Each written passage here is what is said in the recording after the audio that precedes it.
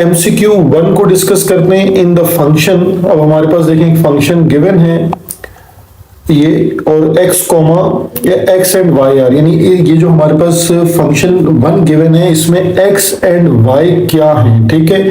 तो यानी जो गिवन फंक्शन है उसमें जो वेरिएबल x और y है हम इनको क्या एज्यूम करते हैं, अल्फा न्यूमेरिक, डिपेंडेंट वेरिएबल या इंडिपेंडेंट। तो ये हमारे पास इंडिपेंडेंट वेरिएबल्स होते हैं फंक्शन के, ठीक है। तो ये इसका सी ऑप्शन जो है वो करेक्ट ऑप्शन है। अब हमारे पास MCQ 2 है। MCQ 2 में अगेन एक फंक्शन है और फंक्शन के साथ हमें देन 1,5 पर इस फंक्शन को इवेल्युएट करना है। तो जो गिवन फंक्शन है हमारे पास, हम इसमें वैल्यूज को पुट करके अपने राइट ऑप्शन को चेक कर लेंगे। तो जो गिवन फंक्शन है वो है हमारे पास √x² प्लस y² माइनस 1। तो यहाँ हम अपना गिवन ऑर्डर पेयर 1,5 पुट कर लेते हैं। तो यहाँ 1 स्क्वायर हो जाएगा plus y means 5 square minus 1। तो -1 प्लस 1 कैंसिल हो जाएगा, तो 5 स्क्वायर यानी 25, यहाँ स्क्वायर से रूट कैंसिल कर लें तो जस्ट 5 आंसर आ जाएगा। तो इसका ऑप्शन बी जो है वो इसका करेक्ट ऑप्शन होगा।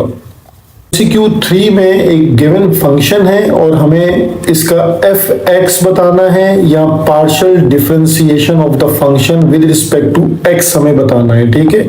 ये इसको पढ़ने का बार बार मैं तरीका एक्सप्लेन करता हूं कि partial differentiation of given function with respect to x। तो हमारे पास जो फंक्शन गिवन है हम उसको पार्शियली डिफरेंशिएट कर लेते हैं विद रिस्पेक्ट टू x। अब यहां से देखिए आपको एक तरीका समझ आ जाएगा, partial differentiation with respect to x of x² plus partial differentiation with respect to x of y²। तो यहाँ y² एक कांस्टेंट टर्म के तौर पर कंसीडर हो जाएगी क्योंकि हम तो with respect to x function को डील कर रहे हैं। तो यहाँ 2x आ जाएगा डिफरेंशिएशन और ये टर्म कांस्टेंट हो जाएगी 0। तो ये ऑप्शन बी जो है वो हमारा करेक्ट ऑप्शन बन जाएगा। MCQ 4 है। अगेन हमें एक फंक्शन को डिफरेंशिएट करना है विद रिस्पेक्ट टू y, ठीक है। तो जो हमारे पास फंक्शन है हम उसको लिख लेते हैं। फंक्शन हमारे पास है 1/x प्लस वाई, और इस फंक्शन को हम ऐसे भी लिख सकते हैं x प्लस वाई रेसिप्रोकल करके होल पावर है -1। अब हम इसको with respect to y differentiate करते हैं, यानी गिवन जो फंक्शन है उसको partial differentiate with respect to y कर लेते हैं। पावर देखिए पहले आ जाएगी और पावर में से एक कम कर दीजिए तो -2। देन पार्शियल डिफरेंशिएशन हो जाएगी बेस की x प्लस वाई। तो ये आपके पास जो है पावर, यहां से देखिए पावर जो होल पावर -2 है इसको आप दोबारा अपॉन में लिखेंगे तो ये पावर पॉजिटिव हो जाएगी x plus y whole square. और यहाँ x का डिफरेंशिएट क्या हो जाएगा 0 और y का differentiate with respect to y हो जाएगा 1। तो बेसिकली रिजल्ट आपके पास यही बनेगा -1/x प्लस वाई का होल स्क्वायर। तो ये ऑप्शन सी जो है वो इसका करेक्ट ऑप्शन है। MCQ 5 है, the Euler theorem stated that. देखें इस यूलर जो थ्योरम है उसकी स्टेटमेंट तो अब आपको याद हो गई होगी।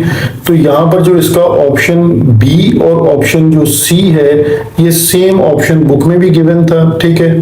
तो आप किसी भी ऑप्शन को मार्क कर लीजिए, ये बोथ जो है वो करेक्ट ऑप्शंस हैं। दोनों ही जो है वो हमारे पास जो इसकी राइट फॉर्म्स लिखी हुई है।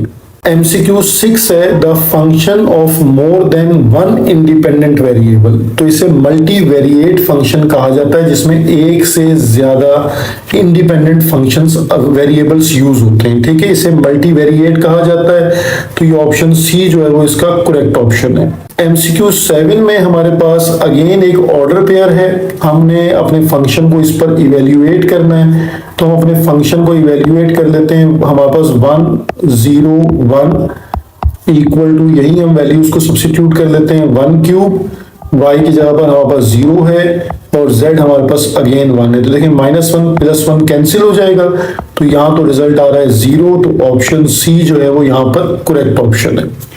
अब हमारे पास MCQ 8 है। MCQ 8 में हमारे पास जो गिवन फंक्शन है f(x, y) cos y और e⁻3x, हमें f(x) बताना है, यानी विद रिस्पेक्ट टू x हमने यहाँ पर पार्शियल डिफरेंशिएट करना है, ठीक है। तो ये जो cos y है ये तो इसका कोफिशिएंट है, इसको तो आप एज इट इज रखेंगे। तो cos y सिमिलर है। एक्सपोनेंशियल का देखिए डेरिवेटिव जो है वो एक दफा तो आपको पता है एज इट इज आ जाता है, e raise to power 3x। Then आपको इस 3x का डेरिवेटिव लेना है, तो 3x का डेरिवेटिव क्या आएगा 3।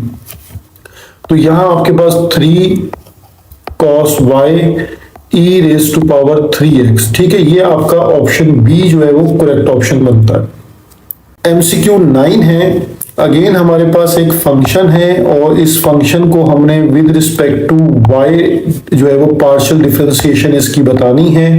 तो 3x और e of y plus x cube और y स्क्वायर। तो partial differentiation with respect to y हम देख लेते हैं कि क्या बनेगी। नहीं, यहां पर 3x जो है वो कोफिशिएंट हो गया क्योंकि हम विद रिस्पेक्ट टू y काम कर रहे हैं। तो 3x सिमिलर है और e ऑफ y का डिफरेंशिएट e ऑफ y ही रहता है, तो ये सिमिलर हो गया। प्लस x क्यूब अगेन आपके पास कोफिशिएंट है यहाँ पर, ठीक है। इसको as it is similar pattern पे छोड़ दें और y स्क्वायर का डिफरेंशिएट आपको पता है क्या आ जाएगा 2y। तो ये आपका ऑप्शन ए जो है वो करेक्ट ऑप्शन बन रहा है, ठीक है। तो ये एमसीक्यूज का सॉल्यूशन भी कंप्लीट हो गया। इसके साथ ये चैप्टर डन है। अब आपकी फीडबैक का मैं वेट करूंगा। आप इस चैप्टर के अकॉर्डिंगली फीडबैक दीजिए कि 11.1, 11.2 और अब ये एमसीक्यूज। ये आपके पास जो चैप्टर है ये लॉन्ग क्वेश्चन के लिए एक इंपॉर्टेंट चैप्टर है, ठीक है। यहाँ यूलर थ्योरम का जो क्वेश्चन है ये लॉन्ग का फेवरेट क्वेश्चन है। तो यहाँ शॉर्ट और लॉन्ग और प्लस एमसीक्यूज, तो इस चैप्टर की 2 एक्सरसाइजेस आपको 12 से ज्यादा नंबर दे सकते हैं, ठीक है। तो इसके अकॉर्डिंग इस पर्सपेक्टिव को देखते हुए आप अपनी प्रैक्टिस बताइए और मुझे फीडबैक दीजिए कि आपको कॉन्सेप्ट्स क्लियर हुए हैं या कहीं कोई कंफ्यूजन अभी भी बाकी है। Thank you.